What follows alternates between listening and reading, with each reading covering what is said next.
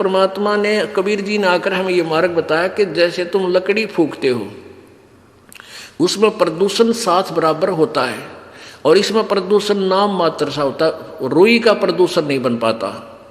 घी डाले जाओ और जलाए जाओ, एक 200 ग्राम रुई से आप 10 क्विंटल 100 क्विंटल घी को सवा कर सकते हो, हवन कर सकते हो।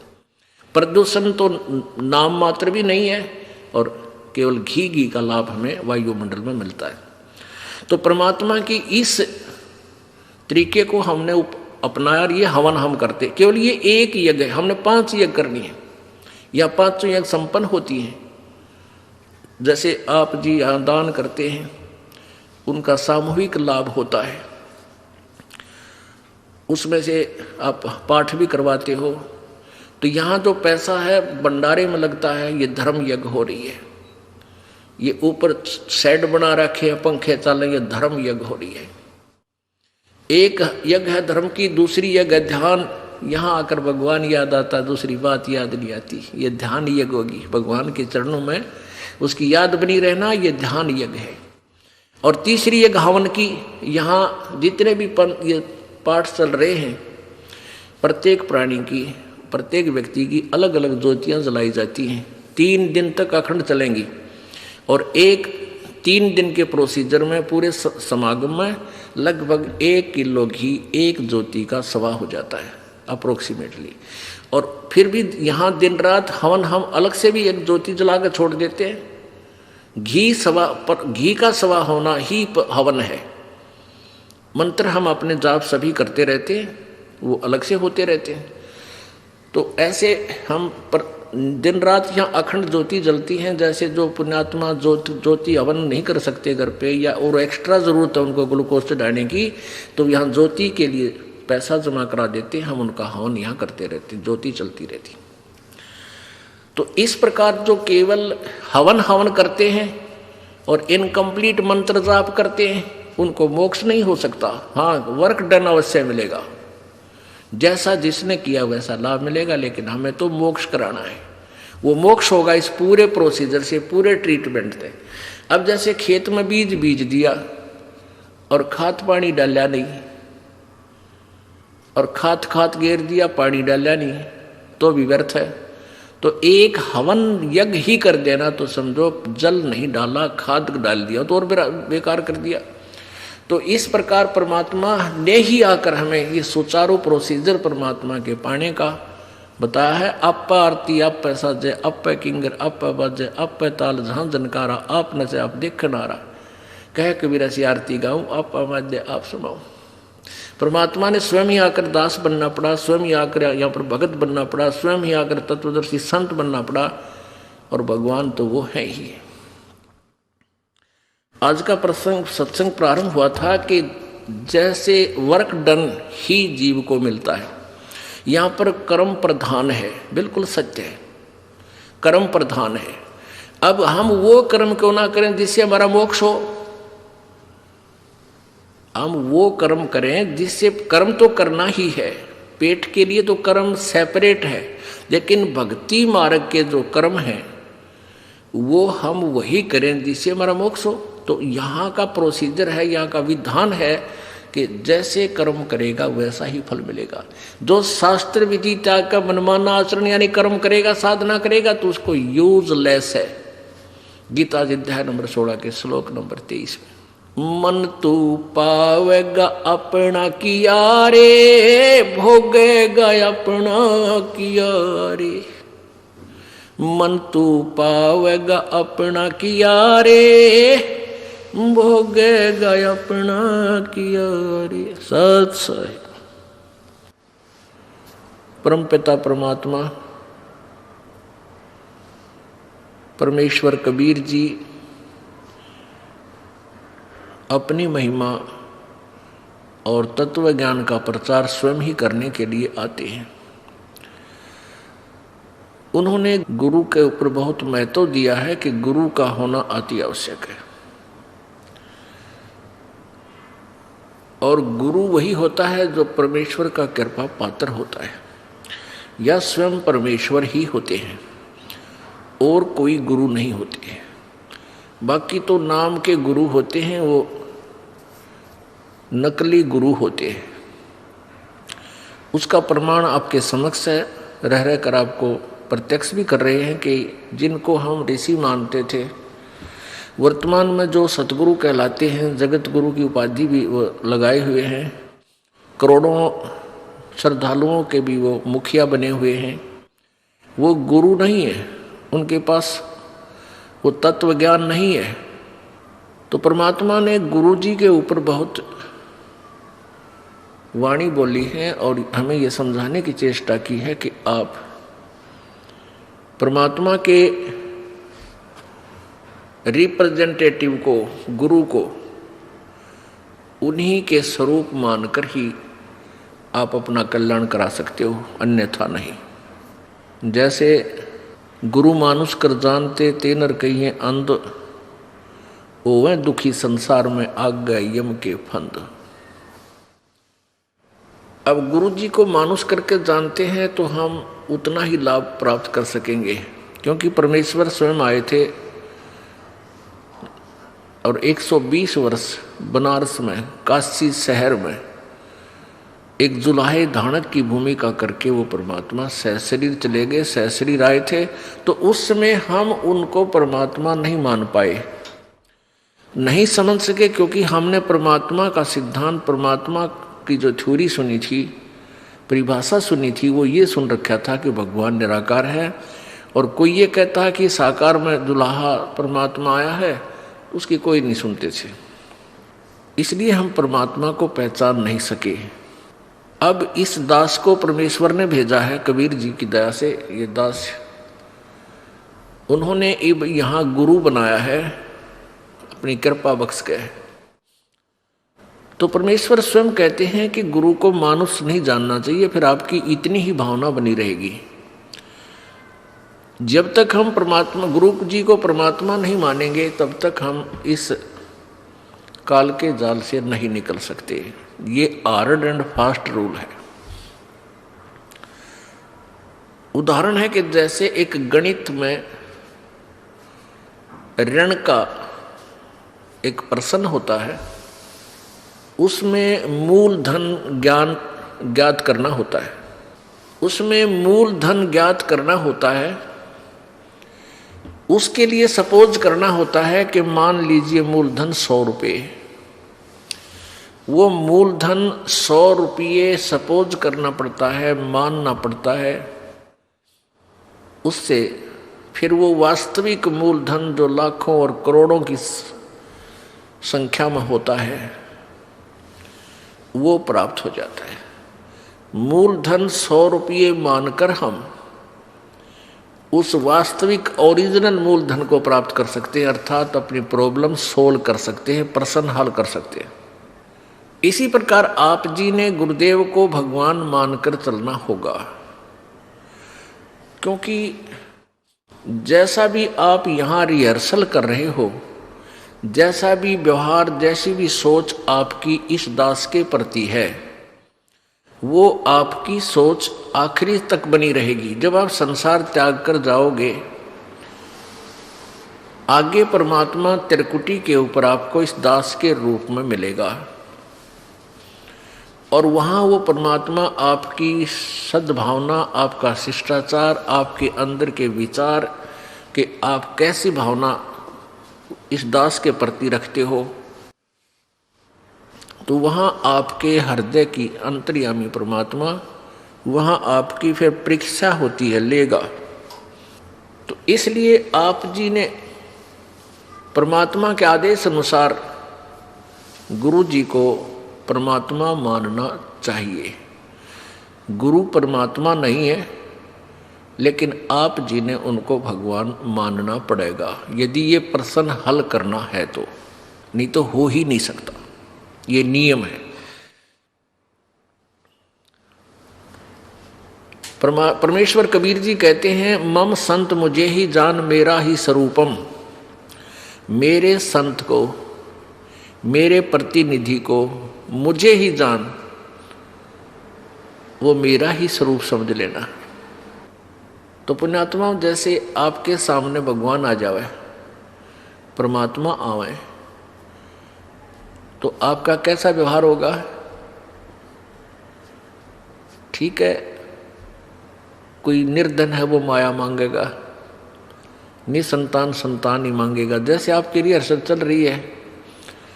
लेकिन आपको वास्तव ये पता हो ये भगवान है, आप आपके हृदय मान ले, तो फिर आपका कैसा व्यवहार होगा? अरे सामने भगवान खड़ा और आप कैसे बोलोगे, कैसे विचार करोगे, कैसे उनके प्रति भावना रखोगे? उनको अंतर्यामी जान के आप मन में सोच भी गलत नहीं ला सकते और लेनी भी नहीं चाहिए। और न ही गुरु जी के सामने यानी प्रभु के सामने झूठ बोलना चाहिए, क्योंकि फिर सारे फाउल पॉइंट है।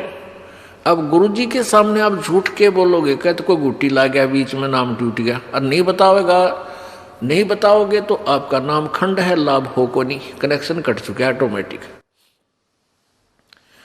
तो यह झूठ बोल के भी के आपने फिर फायदा हुआ, लाभ हुआ, हानि हुई, बल्कि लाभ नहीं हुआ। और भी कोई माता धोखा को कोई और किसी भी कारण से नाम खंड हो जाता है, तुरंत बताना चाहिए। ठीक है, ये दास क्या करेगा, थोड़ा बहुत धमकावेगा, करड़ा करूंगा, भाई गलती है, खबरदार, जैसे आपने नियम भंग किए हैं, तो आपका नाम फिर शुद्ध कर दिया जाएगा, री उपदेश दिया जाएगा, नहीं तो आपका कामयाबी नहीं मिलेगी आपको। लेकिन बार बार यह हैबिचुअल नहीं होना चाहिए, अगले नाम तो मिल ले जाएगा, इसका कोई समय होता है, इसकी लिमिट होती है, कितनी बार किन परिस्थितियों में आपने से खंड हुआ, फिर वो नाम आप चाहे 20 बार ले लियो, काम करना बंद कर देगा। तो इसलिए हमने बहुत डर के, जैसे माता गर्भ को रख यत्न बना और ठेस लगे तो छन हो तेरी ऐसे भक्ति जा।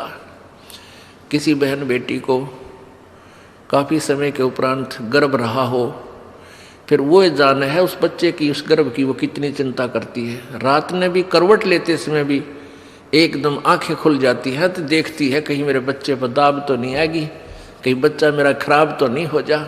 ऊंचे नीचे पर पैर टेकते समय भी वो कई बार सोचती है। तो पुण्यात्माओं, ऐसे ही ये भक्ति रूपी गर्भ को आपने ऐसे यत्न बना कर बचा कर रखना पड़ेगा, फिर ये अनमोल लाल आपको मिलेगा। जैसे माता गर्भ को रखे यत्न बनाए और ठेस लगे तो क्षीण हो जाए, तेरी ऐसे भक्ति नसाए। तो हमने अपने इस लाल भक्ति रूपी गर्भ को बहुत सुरक्षित रखना है। ये बकवाद करने की बात नहीं है, ये मजाक की बातें नहीं है, इनको हृदय में धरना पड़ेगा कि हम क्या करने आए हैं, किस उद्देश्य से हमने उपदेश लिया है। ठीक है, शुरू प्रारंभ में हम आते हैं कोई दुख निवारण के लिए, वो भी होगा क्योंकि भगवान सारे काम करेगा,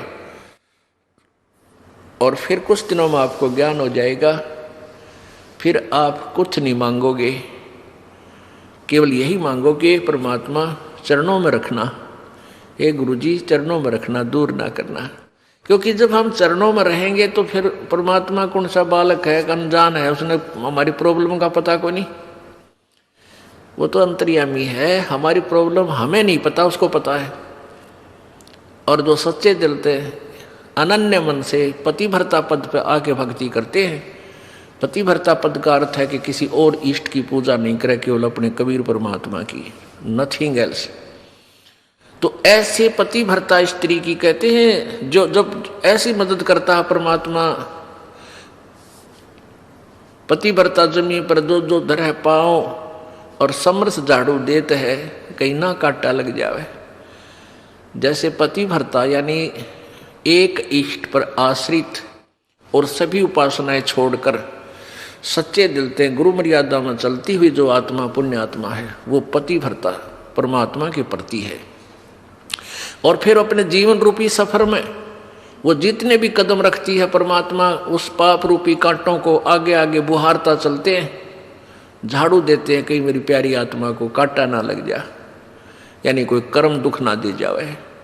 पतिभर्ता जमी पर जो धर है पाँव और समर्थ झाड़ू देते है, कहीं ना कांटा लग जाए। तो पुण्यात्माओं, हमने परमात्मा से इतना लाभ लेने के लिए इस योग्य बनना पड़ेगा ताकि वो हमारी न्यू देख केयर टेक करे। जब तक हम इतने योग्य नहीं होंगे, ठीक है, वर्क डन आपको मिलता ही रहेगा। अब प्रसंग चल रहा है कि गुरु गोविंद दोनों खड़े और किसके लागू पाए, बलिहारी गुरु अपना गोविंद दिया मिलाए। और कहते हैं कबीर हरि जय रूठ जा, तो गुरु की शरण जाए और कहे कबीर गुरु रूठ गया था ना, हर नहीं करे सहाय। अब जैसे जिस प्राणी के पुण्य अक्षीण हो जाते हैं, जब तक पुण्य रहते हैं तब तक तो प्रत्येक प्राणी सुखी नजर आता है। घर में भी, व्यवसाय में भी, बाल बच्चे भी ठीक हो जाते हैं, शादी ब्याह भी हो जाता है। और फिर जब पाप कर्मों का दौर प्रारंभ होता है, क्योंकि ये मिश्रण कर रखा है काल भगवान ने, हमारा प्रारब्ध बना रखा है, तो हमारे संचित पुण्य और पापों में से जो डिपॉजिट हैं जन्म जन्मांतर के, उनमें से एवरेज रेशो से निकाल कर अब आपका प्रारब्ध बना रखे, उसमें पाप भी मिला रखे हैं और पुण्य भी। पुण्य से सुख होता जा रहा है, फिर पुण्य वाला बैटरी आपकी डिस्चार्ज होगी, वो खाता खत्म हो गया। अब पाप वाला शुरू हो गया, आपत्ति पर आपत्ति, आपत्ति पर आपत्ति आप पर प्रारंभ होगी। और जब तक आप आन उपासना भी करते थे, किसी नकली गुरु की शरण में भी थे, तो भी आपके घर में सुख होता जा रहा था। आप ये सोच रहे थे हमारे सतगुरु जी की दया से सब कुछ हो रहा है, और फिर उसी सतगुरु जी की शरण में रहते रहते सारी ब्रेन माटी होगी, फिर कहाँ गया वो सतगुरु जी। इम्प्रूव होना चाहिए था, तो आप तो बिल्कुल गिरावट में आ गए। तो पुण्य समाप्त हो गए, पाप शुरू हो गए। जब इंसान कोई गधा दुखी हो जाता है तो वो क्या कहता है, भाई मेरा राम रूस गया, मेरा भगवान रुष्ट हो गया, मेरा भगवान रूस गया, मेरे ऊपर आपत्तियां आ गई। और जो सुखी नजर आता है उसको आम आदमी का आग्रह, भाई इस पर भगवान राजी हो रहा है, इसका परमात्मा राजी है, इसके घड़े अच्छे कर्म हैं। तो परमेश्वर क्या बताना चाहते हैं कि जैसे आपके पुण्य समाप्त हो गए, अब जैसे कोई व्यक्ति एक नल पर से घड़ा भर ले गया पानी का, और कहीं दूर जाकर के कार्य कर रहा है, खेत में या मजदूरी, किसान का काम या जैसा भी, या अपने घर पे ले आया, जब तक वो जल है उस घड़े में तो कोई प्रॉब्लम नहीं। और जब घड़े का जल समाप्त हो जाता, समस्या आ जाती है और प्यासे मर जाते हैं, तो कहाँ जाते हैं, फिर हैंडपंप के पास जाते हैं और उसकी करके पूजा यानी सेवा करके हैंडपंप से फिर भर लेते हैं। तो यहाँ परमात्मा कहते हैं कि जैसे वो जल है वो तो मान लो भगवान, क्योंकि जल से प्यास बुझी, आनंद हुआ, सुख हुआ। और नल का समझ लो गुरु, क्योंकि गुरु बिना भगवान मिला को नहीं, ये नियम है। तो हैंडपंप ने तो गुरु मानो और मटके के जल को भगवान मान लो, वो आपके पुण्य है। तो आपके जब पुण्य समाप्त हो गए, आपके मटके का जल समाप्त हो गया, तो कहाँ जाओगे, हैंडपंप के पास जाओ, उसकी सेवा करो, मोमेंट दो उस हथली को और फिर भर लाओ। और जो हैंडपंप पे खराब कर दिया आपने, फिर जल ना मिला आपको। तो यहां क्या बताना चाहते हैं, गुरु गोविंद दोनों खड़े और किसके लागू पाए, एक तरफ हैंडपंप है, दूसरी तरफ एक मटके में जल है। तो कहते हैं किसको अधिक आदर करूं, एक तरफ भगवान खड़ा है मान लीजिए, एक तरफ गुरु जी हैं, तो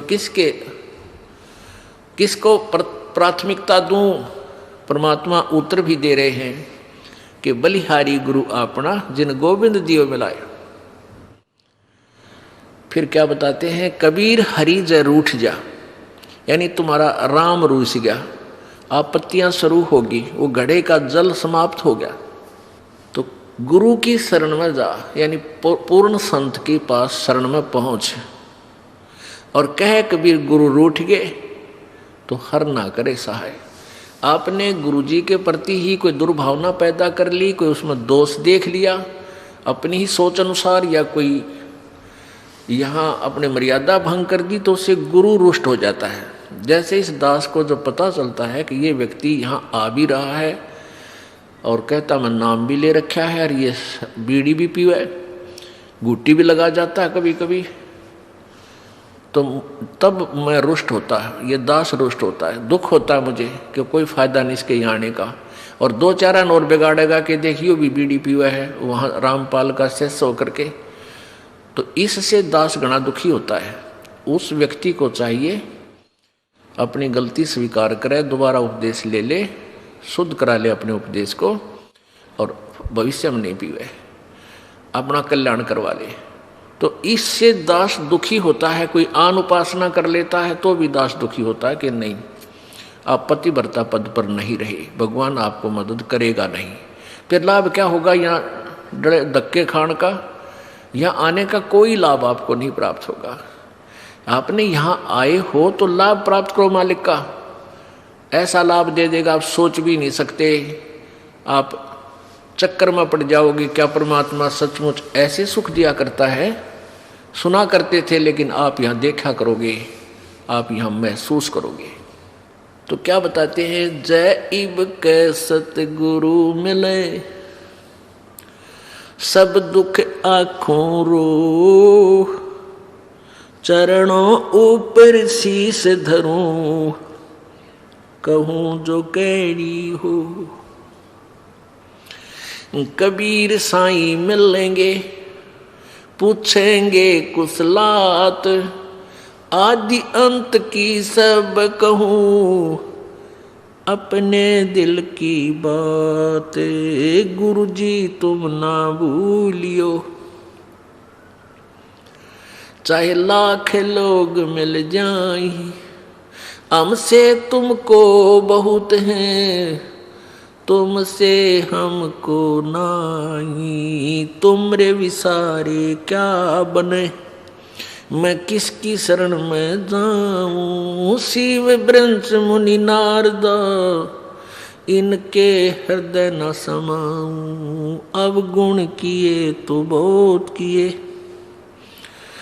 करत न मनी हार, बावे बंदा बख्श दियो, बावे गर्दन उतारे। अब गुण मेरे बाप जी, बख्शो गरीब नवाज, जो मैं पूत कपूत हूँ, बहुर पिता को लाजे। मैं अपराधी जन्म का, नख सिक भरे विकार, तुम दाता दुख भंजना,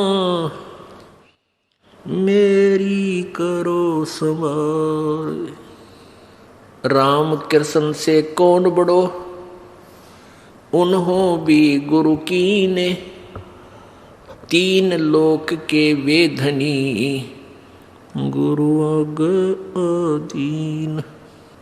परमपिता परमात्मा कहते हैं कि तुम राम कृष्ण को तो बहुत शक्तिशाली सुप्रीम परमात्मा मानते हो, इनसे बड़ा तुम किसी को नहीं मानते, लोक वेद के आधार पर। उसी उद्देश्य से परमात्मा समझाना चाहते हैं उन्हीं को उदाहरण दे करके कि तुम्हारी दृष्टि में राम कृष्ण जी से कोई बड़ा नहीं। तो उन्होंने भी गुरु बनाया। श्री रामचंद्र जी ने ऋषि वशिष्ठ जी को गुरु बनाया और श्री कृष्ण जी ने दुर्वासा जी को अपना गुरु बनाया, आध्यात्मिक गुरु।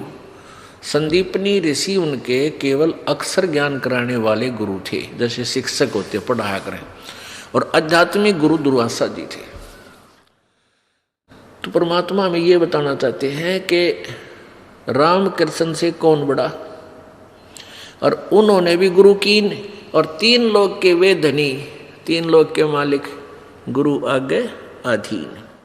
यानी हमने आपने अभी सोचने की कोई आवश्यकता ही नहीं रही। जब राम कृष्ण जी को आप बड़े भगवान मानते हो और उन्होंने भी गुरु बनाकर ही अपना कल्याण समझा, यानी स्वर्ग तक जाने का भी उनका जो कार्य था, वापस जाने वाला काम भी उन्हीं गुरुओं से बना।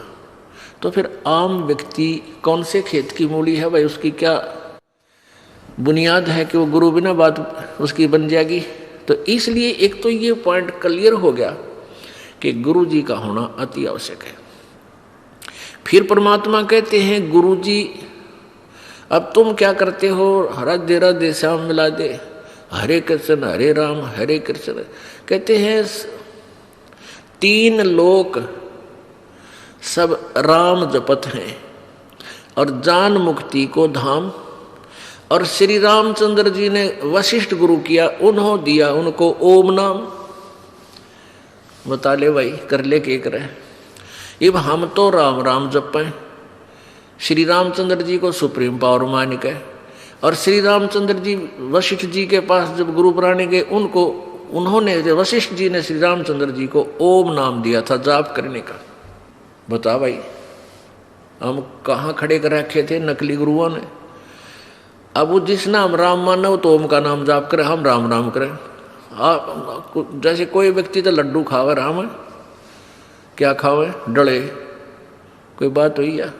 यानी वही जैसे कोई काजू खावे बादाम खा रहा है और हम खाओ बादाम का छिलका।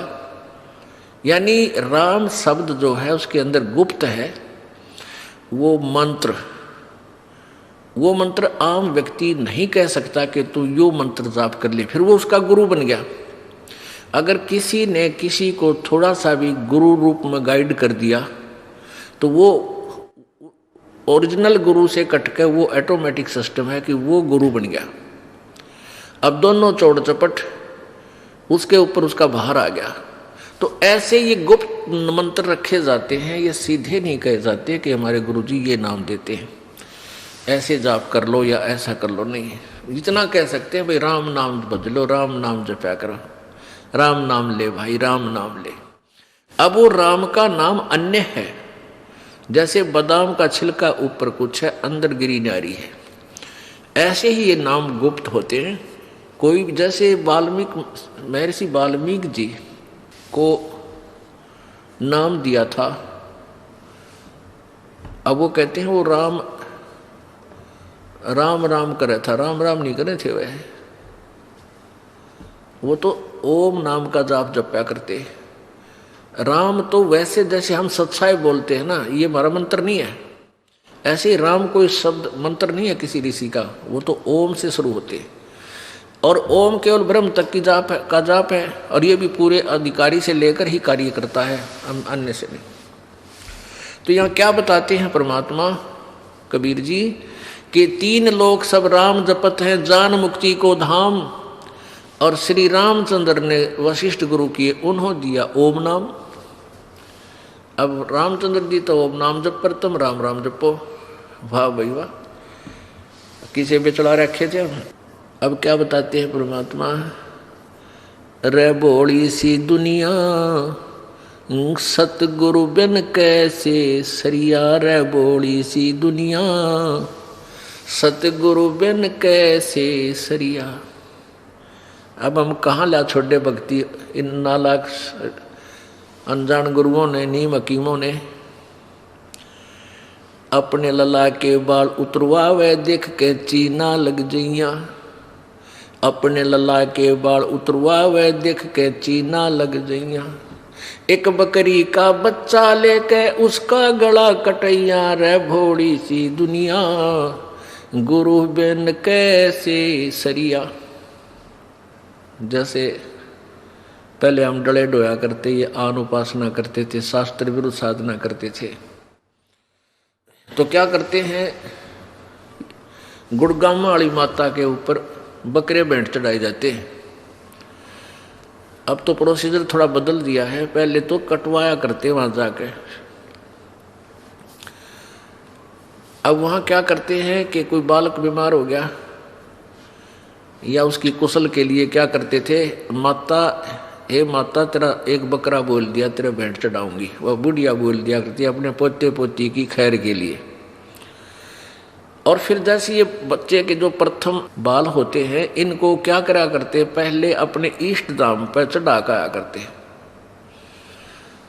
तो परमात्मा क्या कहते हैं, हम कैसे मूर्ख बना रखे थे इन नकली संतों ने। वह बुढ़िया यानी दादी अपनी पुत्र वधू को और उस पोती या पोते को, जो नवजात शिशु होता है, उसको लेकर गुड़गामे वाली पर जाकर माता पर जाती है और वहाँ जाकर नाई होता है। ये वहम बाढ़ रखे हमारे कि भ्रमणा पैदा कर रखी है कि पहले बाल जो है अपने इष्ट धाम पर चढ़ाकर, नहीं तो बालक का उग चुक हो जाए। तो ऐसे लेकर चली जाती है, कहाँ, माता के ऊपर है।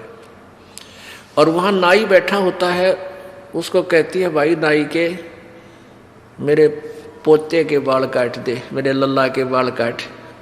और धीरे धीरे काटना, देख रहे कदे कैंची लाग जाए इसके कच्चा सर से। अब बुढ़िया कहती है उस नाई को कि भाई ध्यान से काटिए बाल मेरे बच्चे पोते के, कैंची ना लग जाए इसके के दर्द पीड़ा हो जा। कहते अपने लल्ला की तो इतनी चिंता तेरा कैंची का भी दर्द थोड़ी चुभ ना जा, और एक बकरी का लल्ला लेके और उसका गला कटवा दिया। अरे तेरा गजब भैया, एक बकरी का बच्चा लेके उसका गला कटवा दिया, माता तेरा बैठ चढ़ा दिया। इन मूर्खा ने न्यू मूर्ख बना रखे थे। अच्छा वह माता ये बकरे खावेगी, वह तो डायन होगी, फिर वह तो डायन होगी। माता तो काजू खावे, किशमिश खावे, सेब संतरे खावे, हलवा बनवा ले, पूरी बनवा ले रहे बूढ़े आदमी हो, और वह माता बैठी है बड़े कुत्ते मुत्ते। अब परमात्मा क्या कहते हैं, रे बोली सी दुनिया सतगुर बिन कैसे सरिया, अपने लला के बाल उतरवावे देख के चीना लग जिया, और एक बकरी का बच्चा लेके उसका गला कटिया। अब क्या करते हैं, वहाँ बाल कटवा लिए, इतने बाल ले लेंगे उसमें से बाल, और लेके अंदर मंदिर में चढ़ाओगे जाकर अच्छी तरह, मतलब श्रद्धा से। वो पुजारी क्या करता, उनको उठा के और कट्टे में भर दे, सारे ने ठा के कट्टे ठोक दे, कट्टा ये बोरी, और फिर शाम ने कुरडियां पे घेर दे ठा के जहाँ गंद पड़ा हुआ, और वो कौन सा बैंक में जमा करा होगा उन बाड़ा, उसने बाहर फेंकने ठा के। तो आप क्यों ना अपने काट के कितने घेर दो उन्हें, इन बालों के चक्कर में पड़ के बेरा ने कितनी समस्या पैदा कर रखी है।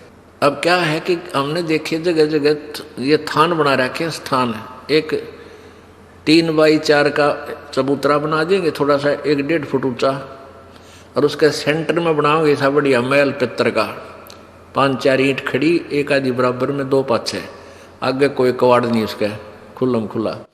और फिर उसने माता मान ले या पित्तर का थान बनाते हैं कि यहाँ हमारा पित्तर रहता है। किसी बच्चा ने खेल बना रखा था हमने, वो पित्तर 6 फुट का था, ईब उसी इतनी आड़ी में क्यों कर पड़ेगा भाई। तो सोच कदे बुद्धि में ना आई बात मारे। तो परमात्मा हमें ये याद दिलाना चाहते हैं, तुम ईब क्योंकि हम सैने होगी मासी आवा हमने, और पहले इनो तुचकारा कर दे, डरते कदे तुम्हें सेध जाए, इसमें नुकसान कर दे हो, और उस पर कुत्ते मुत्ते ने भी समझ में ना आई, सेकंड टांग तोड़ दे हो जाए, इसमें तुम्हें होता शक्तिशाली होता ये। तो क्या बताते हैं, कच्चा पक्का भोजन बना के और माता धोकने गईया, उस माता ऊपर कुत्ता मुत्ता, ओ क्यों ना मर गईया रे बड़ी सी दुनिया। अब हमारी दादी बनाया करती, गुड़गाम वाली धोकनी है, वो कच्चा पक्का दलिया बना के बेरा उन्हें कुत्ते ने खाना है, कौन सा को खाओ उसमें, और नुए कच्चा पक्का ठा के और गेर के उस माता के चबूतरे पे। अब वो पूजा करनिया तो नीचे नहीं उतरे, माता की भोग लगा के, इतने कुत्ते चढ़ने 4, और उस माता के सारे दलिए ने खाकर ऊपर चलते हैं, पेशाब करके चले माता के चोटे में, वो पित्तर के महल के चोटी मुते। तो यहाँ परमात्मा कहते हैं जय उसमें कोई शक्तिशाली होता तो कुत्ते की टांग तोड़ो पहले थे। तो पुण्यात्माओं हम कति अनजान बना रखे थे, इन स्वार्थी और अज्ञानी गुरुओं ने हमारे जीवन बर्बाद करा दिए। हमारे सारे पूर्वज कोई भूत बना दिया, कोई पितर बना अंडे है, धक्के खाते फिरे हैं, क्योंकि वो शास्त्र विरुद्ध साधना करते रहे। फिर क्या बताते हैं, जीवित बाप गे लट्ठम लट्ठा और मुए गंग पोचैया। जीवित बाप गे लट्ठम लट्ठा और मुए गंग पोचैया, और जब आवे आसोज का महीना वो कौवा बाप बनैया रे बोली सी दुनिया। अब जैसे श्राद्धों के समय में, अब जैसे पिता की गति कहाँ से शुरू करते हैं, माता की गति कहाँ से शुरू करते हैं, कि माँ की पिता की मृत्यु होगी। ठीक है भाई, सवा कर दिए संस्कार, उसका अंतिम संस्कार कर दिया। फिर क्या होगा, पंडित आवेंगे गरुड़ पुराण पढ़ने खातिर। ये विशेषकर शहरों में लाग गणी थी, आम गांव में तो शायद कम है, लेकिन उनमें ज़्यादा थी। तो क्या करता था पंडित जी, 7 दिन तक गरुड़ का पाठ करता था, गरुड़ पुराण को पढ़ता था। भोग लगता जब लोग और श्रद्धालु उसको पैसे चढ़ा देते, वो काख में देकर थैले न अड़ जाता रहता। अब परमात्मा क्या कहते हैं, कुल परिवार तेरा सकल कबीला मसलत एक ठराई, बांध पिंजड़ी आगे धर लिया फिर मरगट को ले जाई, अग्नि लगा दिया जद लंबा फूक दिया उस ठाई, प्राण बांध फिर पंडित आए है पीछे गरुड़ पढ़ाई। अब क्या बताते हैं कि जब तू मृत्यु हो जाती है, परिवार के सदस्य तुरंत तैयारी पकड़ लेते हैं, उठाओ उठाओ जल्दी करो। कुल के लोग आ जाते हैं और शमशान घाट में जाकर तेरा काम कर दिया, तमाम शरीर फूक दिया। अब आते हैं वो नकली गुरु पेट भर, वो कहते हैं तेरे पिता की गति हो जाएगी, 7 दिन गरुड़ का पाठ करा ले। वो गरुड़ का पाठ कर दिया, ठीक होगी गति। फिर क्या कहते हैं, ईब अस्थि उठा इसकी, वह हड्डियां बच जाती हैं, जलती नहीं, कुछ ऐसी होती हैं। इन अस्थियों को उठाकर और गंगा में जाकर वहाँ पुरोहित के द्वारा जल प्रवाह कर गंगा में प्रवाह करा दे, तेरे पिता की गति हो जाएगी। अब वो अस्थि उठाकर वहाँ से ले गए। कहाँ गए, वहाँ एक और बैठा दुश्मन, वो जाते न्यों पूछेगा। एक भगत की पत्नी नाम ले रही थी, वो पति नाम ना ले था। वो समस्या यही मान रहा था कि मैं अपने पिता की अस्थियां नहीं गंगा में गेर के आया तो फिर पिता पुत्र का लाभ क्या हो, मैं जब तक मेरा पिता जीवित है मैं नाम ना लूँ।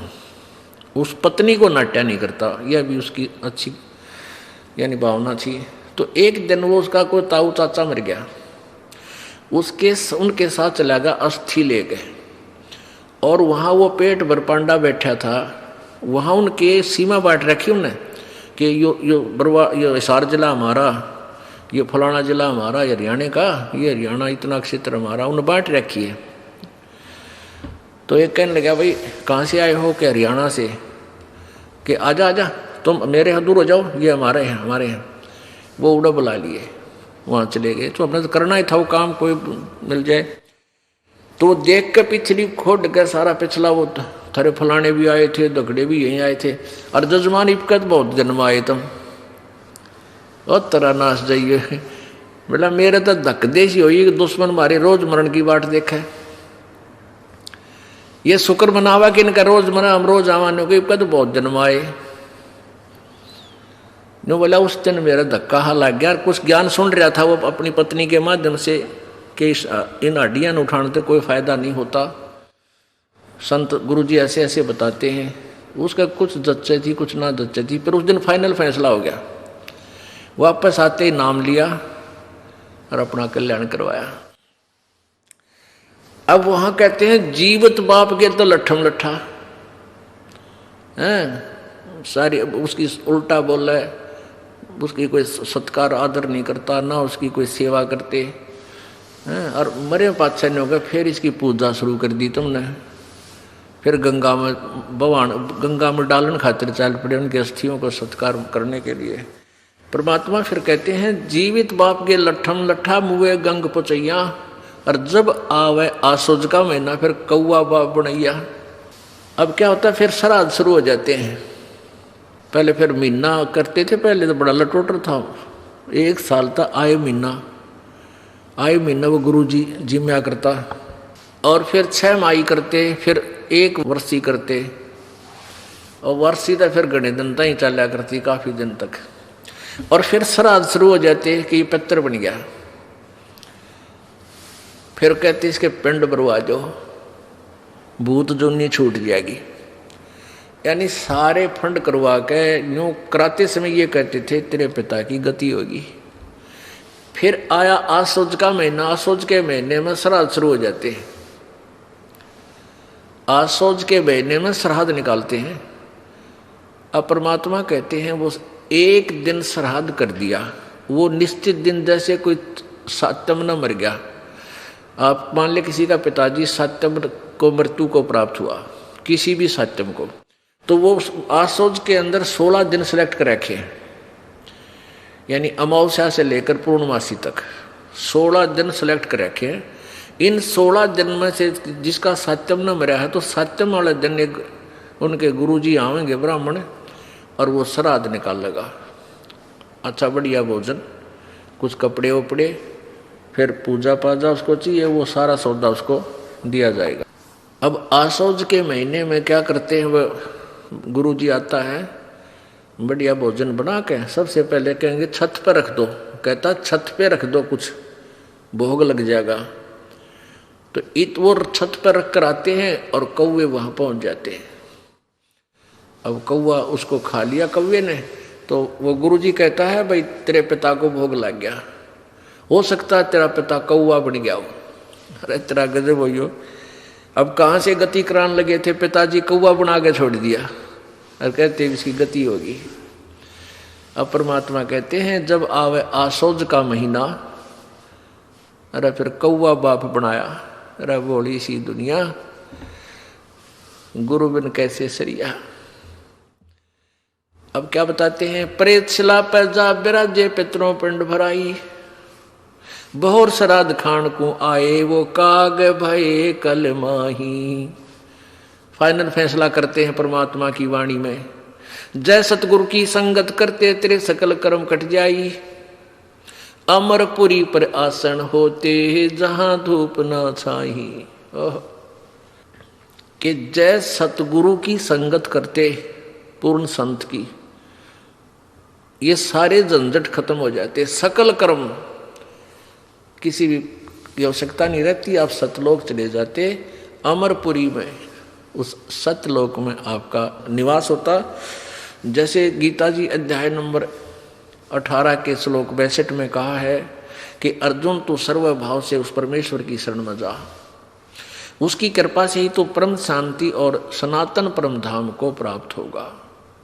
सनातन परम धाम, शाश्वतम स्थानम, अमरपुरी, सत्यलोक, वहां चला जाएगा। गीता जी अध्याय नंबर 15 के श्लोक नंबर 4 में ये कहा कि जब तुझे तत्व ज्ञान मिल जाए, उस तत्व ज्ञान रूपी शस्त्र से इस अज्ञान रूपी पेड़ को काट के, उसके बाद उस परम पद पर, उस परमेश्वर के परम पद की खोज करनी चाहिए, जहां जाने के बाद फिर लौटकर प्राणी संसार में नहीं आते। और जिस परमेश्वर ने सब ब्रह्मांडों की रचना की है, और मैं उसी की शरण हूं। गीता ज्ञानदाता भी कहता है मैं भी उसी की शरण में हूं, उसी वही पूजा के योग्य है, उसी की पूजा कीजिए। अपने आत्माओं, अब ये श्राद्धों की बीमारी कहां से लगी? पुराणों से। अपने आत्माओं, ग्रंथ ग्रंथ में भेद है। जैसे वेद और गीता जी, पवित्र चारों वेद, पवित्र गीता जी, ये प्रभु द्वारा दिया गया ज्ञान है, ब्रह्म द्वारा, यानी ब्रह्म को दिया था परमात्मा कबीर जी ने, और ब्रह्म ने फिर दिया है यहाँ आपने ज्ञान दिया है यहाँ ब्रह्मांड में। तो ये जो ज्ञान है वेदों का और गीता जी का, ये विधान है प्रभु का। और जो पुराण है वो किसी ऋषि या आन देवता की अपनी सोच, अपनी थ्योरी, अपना विधान है, उसकी आज्ञा है। तो पुण्यात्माओं, हमने इन पुराणों में लिखे विधान को नहीं स्वीकार करना है। जैसे आपको उदाहरण देते हैं कि जैसे एक व्यक्ति का दरोगा सोचो मित्र था, और उस व्यक्ति ने अपने मित्र से कहा कि मेरा पड़ोसी बहुत दुखी कर रहा है, कुछ इसका विकल्प बताओ। एसएचओ ने कह दिया कि मार उसका लठ, मैं आप देख लूँगा। अब उस व्यक्ति ने एसएचओ की आज्ञा का पालन करके राजा का विधान तोड़ दिया, उस पड़ोसी का लठ मार दिया, उसकी मृत्यु होगी। और उसको भी पहले सजाए मौत ही देते थे, सजा मौत होगी, उसको भी फांसी दे दी गई। अब कारण क्या था कि राजा का विधान है, कोई किसी की हत्या करेगा उसको सजा मौत दी जाएगी। और उस व्यक्ति ने अपने मित्र अधिकारी एसएचओ की बात मान ली, मार उसका लठ, तो विधान टूट गया राजा का, तो सजा का पात्र हुआ। तो इसी प्रकार हम वेदों और गीता जी के अनुसार साधना ना करके हम पुराणों से यदि कोई साधना कर रहे हैं, हम परमात्मा का विधान तोड़ रहे हैं। उससे हम फिर सजा के पात्र बनते हैं, भूत बनते हैं, पितृ बनते हैं, पशु बनते हैं, पक्षी बनते हैं। ऐसा हमने नहीं करना चाहिए। आपको प्रमाण देते हैं। एक रुचि नाम के ऋषि थे, उसने शादी भी नहीं करवाई थी, वेदों को पढ़ा जाना, तो वो साधना करते थे। 40 वर्ष की उम्र हो गई थी, 40-45 वर्ष के प्रौढ़ हो गए थे। एक दिन उसको उनके 4 पूर्वज यानी पिताजी, दादाजी, परदादाजी और तीसरा दादाजी वो दिखाई दिए। उन्होंने कहा, बेटा रुचि, तूने शादी क्यों नहीं कराई? आप शादी कराओ, हमारे सरहद निकालो। तो रुचि कहता है, पितृमहो, वेद में ये कर्म कांड श्राद्ध आदि निकालना तो मूर्खों का मार्ग बताया है, अविद्या कही है। फिर आप मुझे क्यों इस शास्त्र विरुद्ध साधना में लगाना चाहते हो? पितर भी स्वीकार करते हैं कि हाँ बेटा, ये तो सही है कि वेद में इस कर्म कांड को अविद्या ही कहा है। फिर भी कहते हैं ऐसा है वैसा है। उसको मूर्ख बनाने के लिए अपनी वो तिगड़मबाजी लगा के उस प्यारी आत्मा को भी डरा धमका के और अपने साथ नरक में डाल लिया। अब जब खुद कह रहे हैं कि वेद में सही लिखा है कि ये तो है मूर्खा की पूजा, और फिर कहते ना बेटा तो ये तो करना ही पड़ेगा, या कोई बात हुई? अब देखिएगा मार्कंडेय पुराण, इसमें आपको दिखाते हैं रुचि ऋषि की कथा। ये मार्कंडेय पुराण है, मार्कंडेय पुराण, सचित्र मोटा टाइप, केवल हिंदी, संक्षिप्त, गीता प्रेस गोरखपुर से प्रकाशित है। गीता प्रेस गोरखपुर जो है हिंदू समाज के लिए ISI मार्क है। मार्कंडेय पुराण सब गीता प्रेस गोरखपुर से प्रकाशित है। प्रकाशक हैं एवं मुद्रक गीता प्रेस गोरखपुर, गोविंद भवन कार्यालय, कोलकाता का संस्थान। इसके 243 पृष्ठ पे 42 पे आपको दिखाते हैं। पृष्ठ नंबर 242, संक्षिप्त मार्कंडेय पुराण, रोच्य मुनि की कथा, रोच्य मुनि की उत्पत्ति कथा। मार्कंडेय जी कहते हैं, ब्रह्मन पूर्व काल की बात है, प्रजापति रुचि ममता और अहंकार से रहित इस पृथ्वी पर विचरते थे। उन्हें किसी से भय नहीं था, वे बहुत कम सोते थे। उन्होंने न तो अग्नि की स्थापना की थी, उन्हें अपने लिए घर ही बना रखा था। वे एक बार भोजन करते और बिना आश्रम के ही रहते थे। उन्हें सब प्रकार की आसक्ति से रहित एवं मुनिवर्ती से रहते देख उनके पितरों ने उनसे कहा। पितर बोले, बेटा विवाह स्वर्ग और अपवर्ग का हेतु होने के कारण एक पुण्यमय कार्य है, उसे तुमने क्यों नहीं किया? गृहस्थ पुरुष समस्त देवताओं, पितरों, ऋषियों और अतिथियों की पूजा करके पुण्यमय लोकों को प्राप्त करता है। मोक्ष नहीं, पुण्यमय लोकों को प्राप्त करता है। वह सभा के उच्चारण से देवताओं को, शब्द से पितरों को तथा अन्नदान, बलि, वैश्वदेव आदि से भूत आदि प्राणियों एवं अतिथियों को उनका भाग समर्पित करता है। पितृ पूजा, भूत पूजा ये कर्म कांड है।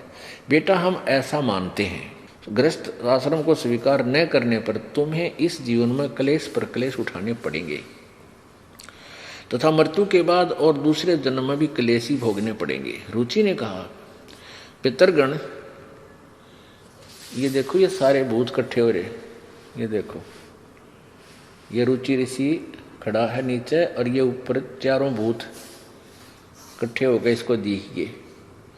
अब न्यो पितार दादार परदादार चौथा दादा दिख जा कलदा बैठ जा आदमी का है, तीन भूता ने नो डगमग कर रखे हम। तो ऐसे फिर कुछ श्रद्धा बन जाती है। न्यो ना बेरा एक कुएं में गिर गया, कोई दरिया में बह रहा है मान लिया आपका पिताजी, तो आप उसको गेल छलांग लगा के क्या उसको बचा सकते हो? नहीं।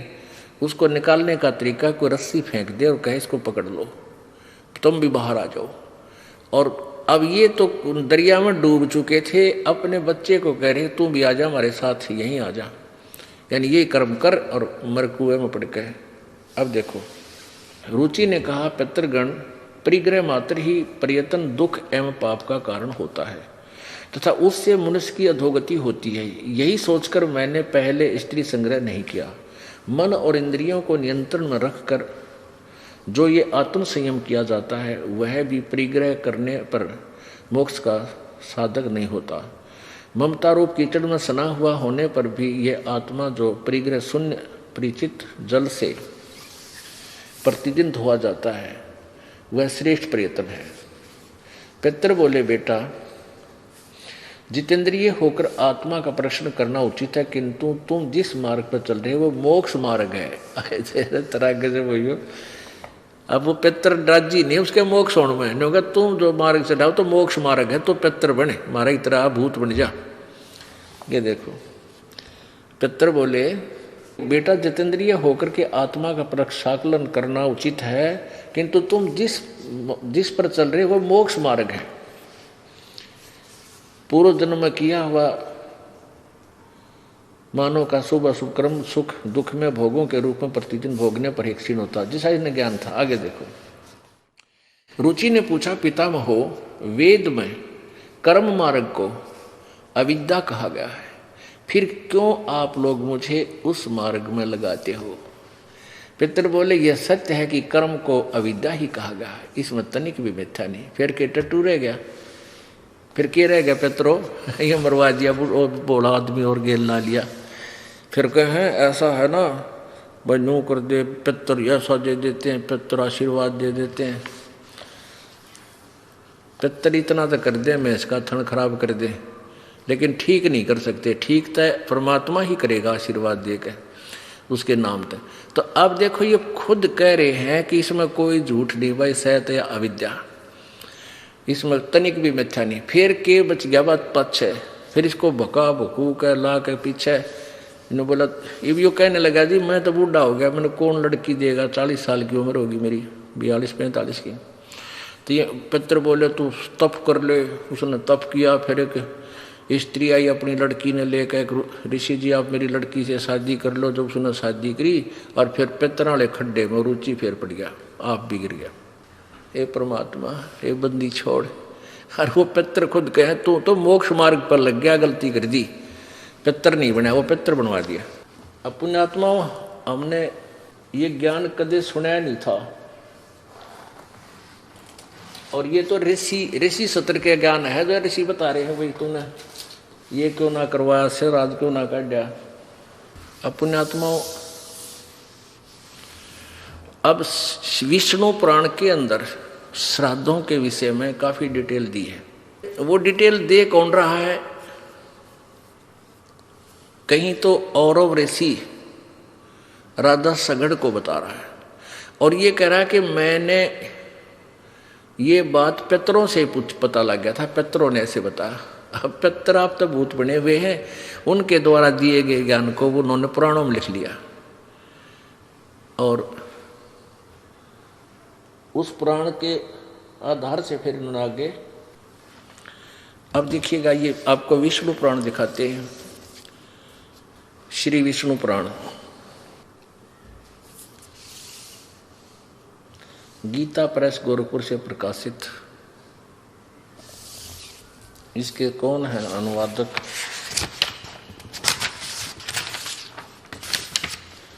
श्री विष्णु पुराण अनुवादक मुनीलाल, श्री मुनीलाल गुप्त।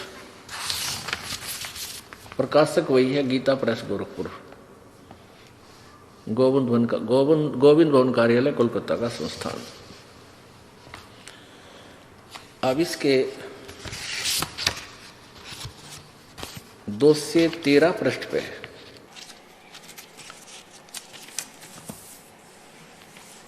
ये देखिएगा, तृतीय अंश अध्याय नंबर 16 और यह है 15वें अध्याय में, 16वां यहां से शुरू होता है।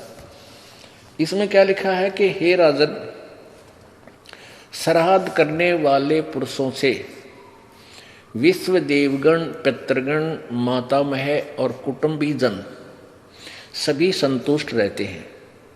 हे भूपाल, पितृगण का आधार चंद्रमा है और चंद्रमा का आधार योग है, इसलिए श्राद्ध में योगी जन को नियुक्त करना अति उत्तम है। हे राजन, यदि श्राद्ध भोजी 1000 ब्राह्मणों के सम्मुख एक योगी भी हो तो वह यजमान सहित उन सब का उद्धार कर देता है। अब का एक देसी का थी बोला, अंधा नौतर दो बुलावे, अंधे का नौता देते एक उसकी उंगली पकड़ का होगा, दो हो गए खागड़। तो कहने का भाव ये है कि हम इन ब्राह्मणा नैर और पंगे पावा, इसमें बहुत कुछ लिख रखा है कि पितरों के श्राद्ध निकाला जब तो या तो 2 ब्राह्मण हो या 4 हो, 6 हो, 8 हो, 10 हो, ऐसे जमाने चाहिए। और उत्तर में मुंह हो, उनका पूर्व में मुंह हो, और भूतांगे कड है तो उनके फिर 1, 3 ऐसे 5, 7 यानी जो 2 से भागना हो वो हो। अब परमात्मा इसमें स्पष्ट कर रखा है कि एक योगी 1000 ब्राह्मण हो भोजन के श्राद्ध में भोजन करने वाले, और उनके सामने एक योगी हो। ओहो, योगी कौन होता है? गीता जी अध्याय नंबर 2 के श्लोक नंबर 53 में कहा कि अर्जुन, जब तेरी बुद्धि भिन्न भिन्न प्रकार से भ्रमित करने वाले भिन्न भिन्न प्रकार के वचनों से हटकर एक परमात्म तत्व के, एक परमात्मा के ऊपर स्थिर हो जाएगी, तब तो तू योग को प्राप्त होगा, अर्थात तब तो तू भगत बनेगा। आइए अब हम उन श्रद्धालुओं के अनुभव जानते हैं जो जगत गुरु तत्वदर्शी संत रामपाल जी महाराज जी से दीक्षा प्राप्त कर चुके हैं तथा उनके द्वारा बताए गए भक्ति मार्ग पर चल रहे हैं। क्या नाम है आपका? नंदिनी खोसला। कहाँ से आए हैं आप? देहरादून। संत रामपाल जी महाराज से कब जुड़े? 2012 में। आप पहले ब्रह्मा विष्णु महेश की भक्ति करते थे, तो फिर आप संत रामपाल जी महाराज जी की शरण में क्यों आए? मेरी मासी हैं हिसार की, मंजू नाम है उनका, उनके माध्यम से मैं इस भक्ति में आई हूँ। उन्होंने मुझे ज्ञान गंगा पुस्तक दी थी। ज्ञान गंगा पुस्तक में ऐसा क्या पढ़ने को मिलता है कि जो भी श्रद्धालु उसको पढ़ता है और संत रामपाल जी महाराज जी की शरण में चला आता है? मैंने तो मैक्सिमम मैंने पूरी नहीं पढ़ी, थोड़े से 2-3 पन्ने पढ़ते, बट मुझे बहुत अच्छा लगा क्योंकि हम जिसकी पूजा पाठ करते थे वहाँ हमें लाभ कोई भी नहीं मिला, और जिसमें लिखा है हम इतना पूजा पाठ करते थे और हम फिर भी मेरा जन्म फंसे, हम बाबा इस धरती पे आ जाते हैं, हमें मुक्ति नहीं होती। हम सोचते हैं हमें मुक्ति होगी, हम स्वर्ग में जाएंगे, ऐसा तैसा बोलेंगे, लेकिन मतलब कुछ होता ही नहीं ऐसा। फिर हम क्यों भक्ति कर रहे हैं कि जब हमें दुखी आते हैं, हम बहुत परेशान रहते हैं, तब फिर मैं इस भक्ति में मैं जुड़ गई थी। जो भी संत रामपाल जी महाराज से नाम दीक्षा लेता है उसको कोई ना कोई लाभ होता ही है। आध्यात्मिकता की बात करें या फिर भौतिकता की बात करें, आपको संत रामपाल जी महाराज से जुड़ने के बाद क्या लाभ मिला? सर, आपसे कुछ बात शेयर करना चाहती हूँ जो मैंने मतलब कि परमात्मा ने मेरे को दिखाई है, अन्यथा और किसी समाज ने भी नहीं देखा है, जो परमात्मा ने मुझे दिखाई है। जबकि अभी मेरी जब भक्ति पूरी हो जाती है तब परमात्मा दिखाते हैं, लेकिन मुझे परमात्मा ने स्टार्टिंग में ही दिखा दिए मुझे अपनी में, जबकि भक्ति चल रही थी। क्या दिखाया संत रामपाल जी महाराज जी ने? जैसा कि आपने बताया कि भक्ति पूरी होने के बाद वो चीज़ें देखी जा सकती है जो आपने भक्ति पूरी होने से पहले देखी है, और जो लोग कहते हैं कि मरने के बाद किसने देखा, क्या कहना चाहते हैं आप? क्या देखा आपने जो आप बताना चाहते हैं? तो संत रामपाल जी महाराज मुझे सपने में आए, मेरे को लेके गए, विमान में बिठाकर मुझे सतलोक लेके गए हैं गुरुजी। पहले नर्क आया, नर्क में बहुत जीवात्माएं रो रही थी, तड़प रही थी, परमात्मा को पुकार रही थी। जैसा कि आपने बताया कि संत रामपाल जी महाराज जी ने आपको सतलोक, नरक दर्शन, स्वर्ग दर्शन कराते हैं, पूरा डिटेल में बताइए, स्टार्टिंग कहाँ से होती है, क्या क्या आपने देखा, पूरा बताइए। मेरे को पहले परमात्मा मतलब कि उड़ा कर एकदम ले गए, पहाड़ बीच में पहाड़ वगैरह भी। आप बार बार में संत रामपाल जी महाराज व परमात्मा शब्द संबोधित कर रहे हैं, कृपया यहाँ पर आप क्लियर करते चले कि किस टाइम पे आप परमात्मा को देखते हैं और किस टाइम पे संत रामपाल जी महाराज को देखते हैं, कौन आपके साथ होता है? संत रामपाल जी, तत्वदर्शी संत रामपाल जी मेरे भी साथ में थे। तो पहले मतलब उड़ा के ले गए विमान में बिठाकर। मेरे को डर भी लगा बीच बीच में, बट मैंने परमात्मा को गुरु जी को मतलब कि पकड़ रखा था, तत्वदर्शी संत रामपाल जी को पकड़ रखा था। मेरे को बहुत डर भी लगता रहा, बट फिर गुरु जी ने मुझे कहा कि बेटा डरो मत, मैं तुम्हारे साथ हूँ। पहले पहाड़ वगैरह में ही घुमाते रहे, फिर गुरु जी ऊपर नरक में लेके गए। नरक में बहुत जीवात्मा तड़प रही थी। नरक का नज़ारा कैसा था, क्या आपने देखा, क्या हो रहा था वहाँ पर, कैसे आपने देखा? बहुत मतलब कि बहुत गंदा नरक था, बहुत गंदा नरक था। वहाँ पर इतनी बड़ी तपेटशिला थी, बहुत बड़ी तपेटशिला थी, और उसमें मतलब कि कोई जीव आत्माएं तड़प रही थी, मतलब फ्राई कर रहे थे उसको, मतलब कि बहुत मतलब चल रहे थे उसे, और वो जीव आत्माएं मतलब बहुत तेज़ से तड़प रही थी। और मतलब कि आगे मतलब कहीं को मतलब कि घसीटा जा रहा था, किसी मतलब कि कोड़ों से मारा जा रहा था, बहुत ज़्यादा मतलब कि अपने पापों को वो कर रही थी, वो भुगतान कर रही थी। और गुरु जी मतलब तत्वदर्शी संत रामपाल जी महाराज मेरे बगल में थे, और उन्होंने मतलब कि मुंह फेर लिया था, पीछे तरफ कर लिया था, और मैंने गुरु जी को देख लिया कि गुरु जी रो रहे थे। मैंने देखा गुरु जी को, तो मैंने बोला कि गुरु जी क्यों रो रहे हो, परमात्मा मुझे बताओ आप क्यों रो रहे हो। और लेकिन मुझे गुरु जी ने कहा नहीं, मैं रो नहीं रहा हूँ, मुझे रोना नहीं आता है, मैं नहीं रोता हूँ। मैंने कहा नहीं गुरु जी मुझे बताओ। मेरी आँखों में उस वक्त में बहुत आंसू आ गए थे और मैं रो पड़ी थी। फिर गुरु जी ने कहा कि बेटा देख, मेरी जीव आत्मा कैसे तड़प रही थी, मेरे को पुकार रही थी, बट मेरे को अब तभी नाम दीक्षा लेंगे जब ये मतलब कि जब मेरे को प्राप्त करेंगे तो दोबारा से इनको मनुष्य जीवन मिलेगा, तभी मेरे को प्राप्त करके तभी भक्ति करके तब चलेंगे मेरे साथ। मैंने कहा ठीक है गुरु जी। मतलब मेरे को आंसू आ गए थे गुरु जी के, और गुरु जी में भी आ गए थे। फिर गुरु जी आगे स्वर्ग में लेके गए। स्वर्ग में बहुत अच्छा था, मतलब बहुत अच्छा रहन सहन था वहाँ पर, बहुत अच्छा रहन सहन था वहाँ पर। मतलब कि डांस वगैरह, नाच गाने वगैरह भी चल रहे थे, और वहाँ पर जिनकी भक्ति अच्छी होगी वो मतलब कि वहाँ पर सब ठाठ मजे कर रहे थे वहाँ पर वो। फिर आगे ब्रह्मा विष्णु महेश, मतलब आगे गुरु जी, फिर आगे विमान में बैठे बैठे ही आगे गए हम, आगे पहाड़ भी थे वगैरह भी थे। फिर आगे हम ब्रह्मा विष्णु महेश के लोक में गए हम, वो सब बैठे हुए थे, अपनी बातें वगैरह कर रहे थे, बहुत सुंदर लग रहे थे वो, बहुत बहुत सुंदर लग रहे थे वो। फिर आगे परमात्मा मतलब आगे फिर पहाड़ काला सा अंधेरा आ गया, फिर अंधेरा फिर से आ गया। फिर मतलब आगे ज्योति निरंजन काल बैठा हुआ था वहाँ पे, और मैं उसे देख के बहुत डर गई थी। मैं उस वक्त कबीर परमात्मा आ गए थे। उस वक्त जगत गुरु तत्वदर्शी संत रामपाल जी महाराज नहीं थे, कबीर परमात्मा थे, और मैं कबीर परमात्मा के बगल में खड़ी थी। बट मेरे को डर लगने लगा, आगे सामने ज्योति निरंजन काल था, मैं गुरु जी के पीछे छुप गई। अब मेरा गुरु जी ने मेरा लेफ्ट साइड हैंड पकड़ के मुझे आगे लेके आए। लेकिन अभी आपने कहा कि जगत गुरु तत्वदर्शी संत रामपाल जी महाराज नहीं थे, केवल कबीर साहिब थे, तो फिर आप कह रहे हैं कि आप गुरु जी के पीछे छुप गए, ये कैसे? कबीर परमात्मा के पीछे छुप गई थी मैं। फिर मतलब परमात्मा ने मेरे को आगे अपने बराबर में मुझे खड़ा करा और कहा कि क्यों डर रहे हो, मैं तेरे साथ हूँ, मैं तुम्हारे साथ हूँ। मैंने कहा ठीक है परमात्मा।